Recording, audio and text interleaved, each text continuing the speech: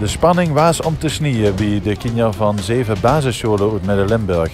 Zij hebben zich namens haar gemeente geplaatst voor de regiofinale van de verkeersquiz. En dus reisden ze af naar zaal Den Bosco in Heil. We hebben vandaag de regiofinale van de verkeersquiz voor Midden-Limburg gespeeld met 7 scholen. En die 7 scholen die hebben zich eerst moeten plaatsen? Ja, die hebben zich eerst moeten plaatsen voor deze finale. Sommige scholen hebben een eigen voorronde op locatie gespeeld in de eigen gemeente. En sommige scholen hebben metgedaan aan een online verkeersquiz in de eigen klas.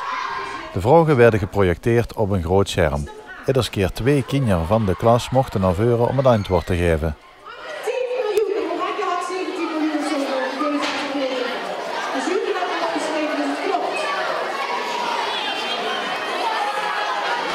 Dan ga je daar staan en dan doe je het bordje omhoog.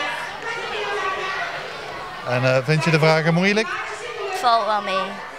Soms ging het om een meerkeuzevraag, dus A, B of C als antwoord. En soms moest een getal gegokt worden. De school die er dan het dunste bij zat, won het punt. Extra punten waren er te verdienen door een joker in te zetten. De vraag was dat we moesten raden. Ik ben het alweer. Ja, weet jij het? De vraag was dat je moest raden hoeveel een boete kostte als je zonder licht in het donker fietste. En wat hadden jullie gegokt? €50. 50 euro. En je zat nog te hoog, hè? Ja. Ja. Maar ja, we hebben wel wat 7 punten binnengehaald. Maar ze zeiden als je boven de 18 was, of boven de 16, dat is verdubbeld. Dus eigenlijk zat ze, ja, zo gezegd, wel het dichtst bij dan. Toch wel. Als het boven de 18 was geweest. Ja, we zaten toch het dichtst bij. Ja. De verkeersquiz is natuurlijk vooral bedoeld om de kinderen meer bewust te maken van de verkeersregels. Waarom is het belangrijk dat je een verkeersquiz organiseert?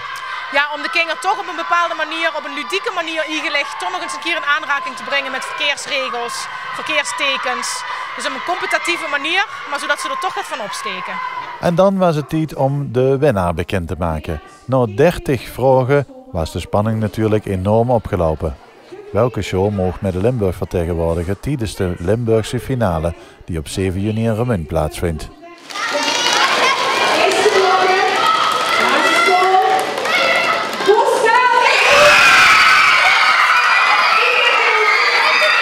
De winnaar kwam uit de gemeente Bezel.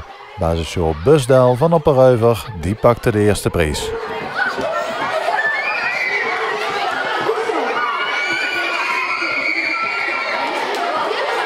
Dat is de winnaar bekend, maar daar zit het nog niet voor erop, hè? Die gaan nog door? Die gaan nog door naar de Limburgse finale inderdaad, op 9 juni is dat.